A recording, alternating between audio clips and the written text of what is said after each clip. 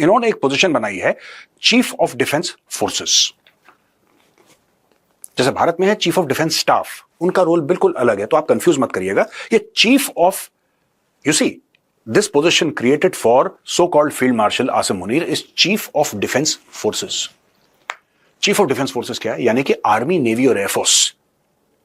Army, navy और air force के जो चीफ हैं वो इनको रिपोर्ट करेंगे। एक फॉर्मलाइज्ड स्ट्रक्चर हो गया, एक फॉर्मलाइज स्ट्रक्चर हो गया कि आर्मी चीफ उनको रिपोर्ट करेगा, नेवी चीफ उनको, एयरफोर्स चीफ। अब ये फॉर्मलाइज स्ट्रक्चर ऊपर हो गया, फील्ड मार्शल का रैंक आपने फॉर्मलाइज कर दिया, सब कुछ आपने फॉर्मलाइज कर दिया। उसके बाद over a period of time जब आसिम मुनीर अपनी रिटायरमेंट एज के बिल्कुल पास चले जाएंगे, जो उनका 5 साल का टेन्योर, पहले 3 का था, फिर एक्सटेंड कर दिया, फिर उसके बाद बोला कि भाई 5 साल और, ये 5 साल के बाद हम 5 साल और एक्सटेंशन दे सकते हैं। ये सब ड्रामा करने के बाद अब हुआ यह है कि they have found a justification for promoting him to that rank. अब कोई और चीफ आ जाए, वो भी इनको डायरेक्टली रिपोर्ट करेगा, तो army, navy, air force chief will report to chief of defence forces, CDF.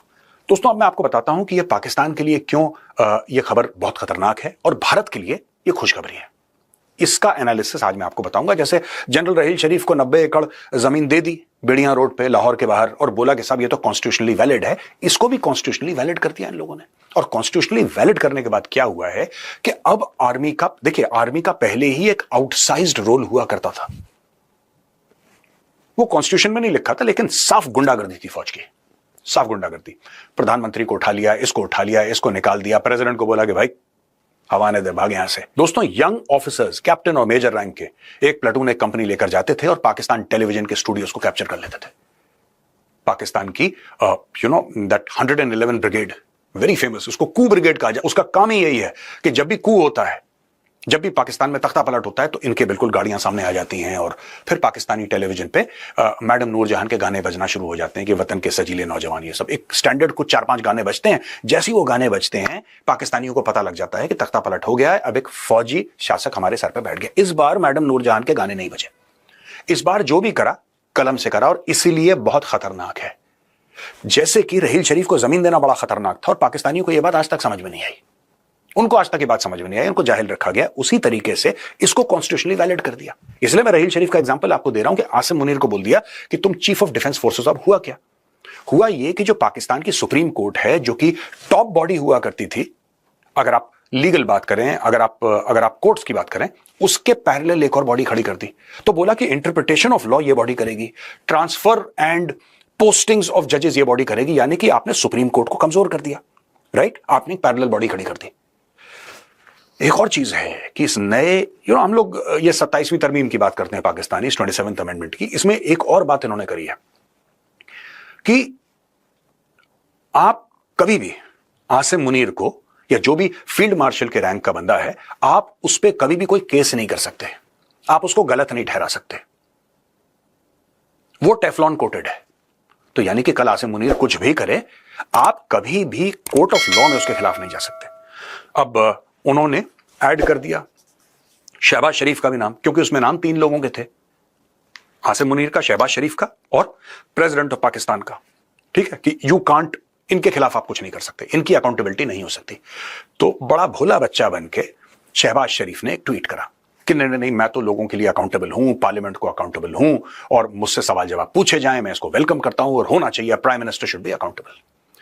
देखिए, अकाउंटेबिलिटी जो होती है ना, वो अथॉरिटी के साथ साथ जाती है। मैं आपको एक सच बात बताता हूं, दुनिया भर में ऐसी होता है, पाकिस्तान का तो बेड़ा ही गर्क है। आप अकाउंटेबल शहबाज शरीफ को तब करें जब उसके पास, बेचारे के पास, कोई गरीब के पास अथॉरिटी हो। कल ही हमने कवर करा था, कल परसों, कि सब इशाक डर है, पाकिस्तान का डेप्यूटी प्राइम मिनिस्टर है, फॉरेन मिनिस्टर है, वो जाता है काबुल तालिबान के साथ बात करने के लिए, और तालिबान से कुछ वादे करता है, और तालिबान उनसे कुछ वादे करता है, और वादे करने के बाद वो तालिबान को एश्योरेंस देता है कि आप बिल्कुल फिक्र ना करें, मैं वापस जाके सब कुछ करवा दूंगा। और जब वो आता है वापस इस्लामाबाद, तो उसको फोन आता है। आप जानते हैं कौन फोन कर सकता है पाकिस्तान में? और उसको बोला जाता है कि बेटा औकात में रहो। ये सब जो छोटे मोटे प्राइम मिनिस्टर, प्रेसिडेंट, ये सब है ना, इनकी जीरो वैल्यू है। फीता काटो, बयानबाजी करो, खुश रहो। पॉलिसी के चक्कर में मत पड़ो तुम, कि कहीं तुम्हें लगे कि तुम डेप्यूटी प्राइम मिनिस्टर हो और तुम फॉरेन मिनिस्टर हो, और एक जमाने में तुम पाकिस्तान के पहले कई साल तुम फाइनेंस मिनिस्टर रह चुके हो, इसलिए तुम्हारी औकात। और यही बात उसने बोली, यही बात इशाक डर ने ऑन रिकॉर्ड बोली कि भाई मेरा तो कुछ रोल है ही नहीं, मतलब मेरे पास वो पावर है ही नहीं यार, मेरे पास वो पावर नहीं है। मैं वादे कराए, मेरे पास कोई पावर नहीं हो अपने वादे दिए हुए वादों को एग्जीक्यूट करने का। तो यहां पे ये हो रहा है कि पाकिस्तान में मिलिट्री टेक ओवर हो गया दोस्तों। अब जो भी इनके साथ चलेगा ताउम्र चलेगा, ताउम्र चलेगा इनके साथ। अच्छा, जो फील्ड मार्शल का रैंक है भारत में भी, even in India, the field marshal's rank is for life, but the facilities and the infrastructure is not for life. वो रैंक है, एक ऑनररी रैंक है भारत में, और फील्ड मार्शल यहां पे भारत में एक्टिव रैंक नहीं है। आप दोनों का फर्क समझिए। भारत में जो फील्ड मार्शल का रैंक है that is an honorary rank. जैसे कि फॉर एग्जांपल, मैं आपको और एग्जांपल्स भी दे सकता हूं, लेकिन क्योंकि सब लोग इतना जानते हैं, इतना he is such a discussed personality, such a famous personality, hero हैं भारत के, तो मैं बात करूंगा फील्ड मार्शल सैम मानेकशॉ की। जब वो आर्मी चीफ के पद से रिटायर हुए, उसके बाद उनको फील्ड मार्शल उनको बनाया गया। और फील्ड मार्शल का यह है कि field marshal can wear his uniform, he can always carry the baton. A field marshal, he is always a field marshal, but that did not mean that he was commanding troops. He was commanding troops और he was commanding the army when he was the army chief. यहां पे पाकिस्तानियों ने पूरा logic flip कर दिया। और मैं इसलिए, आप ये कह सकते हैं कि भाई वो देश है, वो कुछ भी करे, खुद मुख्तार है। नहीं, ऐसा नहीं होता दोस्तों। 14-15 अगस्त 1947 की दरमियानी रात को ये दोनों फौजें एक थी। ये दोनों फौजें एक थी।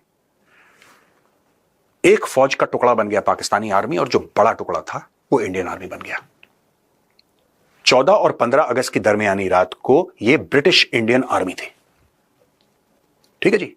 और फील्ड मार्शल उनको बनाया गया था सेकेंड वर्ल्ड वॉर में, जिनका एक बड़ा दे वर फाइटिंग इन थिएटर्स। कोई रशियन थिएटर में कोई वहां पे लड़ रहा है तो वहां पे फौजें जा रही हैं, और रोमेल जो है, रोमेल लड़ रहा है नॉर्थ अफ्रीका में, तो फील्ड मार्शल अर्विन रोमेल हो गया। या फिर आपने ब्रिटेन में अपने कोई फील्ड मार्शल है, all these things they had a certain meaning. यहां पे इन्होंने क्यों करा है मैं आपको बताता हूं, इसके पीछे कारण क्या है। ये elevation of Asim Munir, constitutional elevation of Asim Munir, ये क्यों करा गया है। मैंने बहुत पहले बोला था, और मेरे पुराने वीडियो में, यहां पे अपना पुराना वीडियो नहीं चिपकाऊंगा, I will not put my video here, but मैं आपको सिर्फ ये बता रहा हूं कि बहुत जब ये गया था और जिस दिन इसने डोनाल्ड ट्रंप के साथ खाना खाया था, मैंने तब बोला था कि पाकिस्तानी कौम पुश्त दर पुश्त उस खाने का बिल चुकाएगी, पुश्त दर पुश्त चुकाएगी। और जिस तरफ ये पाकिस्तान को ले जा रहा है, वो भारत के लिए बहुत अच्छी खबर है। भारत के लिए बहुत अच्छी खबर है, क्योंकि पाकिस्तान के अंदर, देखिए, डेमोक्रेसी कभी भी नहीं थी पाकिस्तान के अंदर, लेकिन दिलों में लोगों की उम्मीद तो थी, एक उम्मीद तो थी कि यार ठीक है, कच्ची पक्की जैसी भी है, कुछ तो है। शहबाज शरीफ ने ये 27वीं तरमीम जो है, 27th अमेंडमेंट लाके उस उम्मीद का कत्ल कर दिया। अब उम्मीद भी नहीं है पाकिस्तान में, पहली चीज। दूसरी चीज, इसका डोनाल्ड ट्रंप के साथ जो लंच करा था आसिम मुनीर ने, उसके साथ क्या इसका डायरेक्ट कनेक्शन क्या है। देखिए, ऐसा है साहब कि जब आप ऐसी हरकतें करते हैं तो दुनिया देखती है, और जो दुनिया आपको पैसे देती है, राइट, जब दुनिया आपको पैसे देती है, IMF कोई भी हो, they have a certain view. Pakistan ने जब IMF से पैसे लिए, अमेरिका से पैसे लिए, तो आपको क्या लगता है कि पाकिस्तान ने, देखिए, Chinese are a different kettle of fish, Chinese का मामला अलग है। लेकिन जब इन्होंने पैसे लिए IMF से या वर्ल्ड बैंक से या एशियन डेवलपमेंट बैंक से, ये तो सारी वेस्टर्न कंट्रोल बैंक्स हैं, अमेरिका से पैसे लिए इन्होंने, मैं पाकिस्तान की बात कर रहा हूं, इन्होंने उस पैसे के एवज में उनको क्या दिया।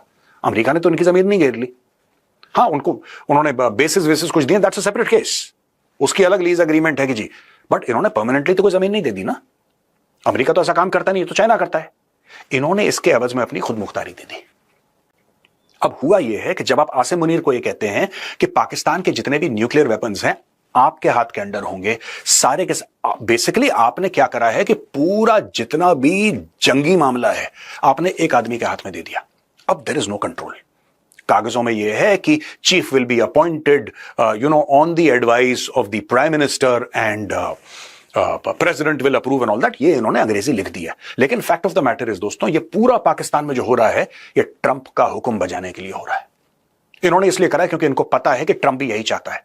इन्होंने ट्रंप से बोला कि सर, आपको बगराम एयरबेस चाहिए, आपको पसनी चाहिए, आपको ड्रोन के बेसिस चाहिए, आपको अफगानिस्तान के अंदर इनग्रेस चाहिए, कल आप ये चाहते हैं कि अफगानिस्तान में बमबारी हो, कल आप चाहते हैं ईरान में बमबारी हो, हर चीज पॉसिबल है, लेकिन हमें ये 2-3 चीजें चाहिए, हम आपसे और कुछ नहीं मांग रहे, जो आप पैसे दे रहे हैं उसके अलावा हमें कुछ नहीं चाहिए, हम खुद सॉर्ट आउट कर लेंगे।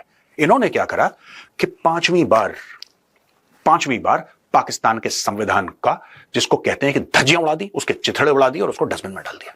आसिम मुनीर ने वही काम अपने औहदे के लिए करा जो रहील शरीफ ने अपनी बेड़ियां रोड पे 90 एकड़ जमीन के लिए किया था। आप समझ गए? इन्होंने अपने आप को कॉन्स्टिट्यूशनली वैलिड बना दिया। अब इसके बाप का कुछ नहीं बिगाड़ सकता कोई। ये पाकिस्तान का बन गया बेताज बादशाह और अमेरिका ने अपनी आंखें दोबारा बंद कर ली। और क्यों बंद करी? अब पाकिस्तान के अंदर दोस्तों 2026 आने वाला है और आज मैं एक प्रेडिक्शन कर रहा हूं, मैं चाहता हूं वीडियो सेव कर लीजिए आप। पाकिस्तान के अंदर कलेश होगा, पाकिस्तान के अंदर खून खराबा होगा और वो होगा क्योंकि पाकिस्तान फिर भिड़ेगा। मैं आपको बता रहा हूं, फिर भिड़ेगा with both Afghanistan and Iran. ये होने वाला है। पाकिस्तान जाएगा, इजराइल की चाकरी करेगा और आप अपने फील्ड मार्शल से कोई सवाल नहीं पूछ सकते क्योंकि आपका स्ट्रक्चर ऐसा। अब देखिए, शहबाज शरीफ ने आसिम मुनीर को बना दिया बॉस, बिग बॉस बना दिया। तो आसिम मुनीर बेके ठीक है यार, तू भी चल ले यार, become the first prime minister in the history of Pakistan to complete 5 years। That could be. हो सकता है मैं गलत बोल रहा हूं, हो सकता है मेरा एनालिसिस गलत हो, लेकिन यह बात फैक्ट है कि क्विड प्रो को है। उसने इसको दिया, इसने इसको किया, सब खुश हैं, राइट? अब ट्रंप क्या चाहता है? जो एब्राहम अकॉर्ड थे वो किसका आइडिया था? Jared Kushner. जैरेड कुशनर कौन है? ट्रंप का दामाद है और वो यहूदी है, ही इज अ ज्यू। उसने बोला, जैरेड कुशनर का आइडिया था कि पीस इन वेस्ट एशिया, जिसको अमेरिकन और यूरोप वाले मिडिल ईस्ट बोलते हैं। तो वहां पे एब्राहम अकॉर्ड्स हुए। एब्राहम कौन से? यानी कि प्रॉफिट एब्राहम के 3 बच्चे, ऐसा माना जाता है। एक थ्योरी है प्रॉफिट एब्राहम के, एक मुसलमान, एक ईसाई, एक यहूदी, तीनों आराम से बैठ के मिलकर मोहब्बत से रहेंगे, काम करेंगे। पाकिस्तान जैसे मुसलमान देश जो इस्लामिक देश हैं, जिनके पास न्यूक्लियर वेपन्स है, एक ही है 57 में से एक ही मुल्क है जिसके पास न्यूक्लियर वेपन है आलम इस्लाम में, पूरे में, वो पाकिस्तान है। और पाकिस्तान के पासपोर्ट पे लिखा है कि this passport is valid for every country in the world except for Israel. यानी कि ब्लैकलिस्ट कर रखा है इजराइल को। और ये लोग अब इजराइल से पैसा लेके गाजा पट्टी में डिप्लॉय होंगे। दोस्तों, गाजा पट्टी में पाकिस्तान इन्वॉल्व होगा। पाकिस्तान फिर से एक बार छुरा डालेगा ईरान की पीठ में और पाकिस्तान फिर से अफगानिस्तान के अंदर खून खराबा करेगा। देखिए साहब, when you dance with the devil, you've got to pay the price।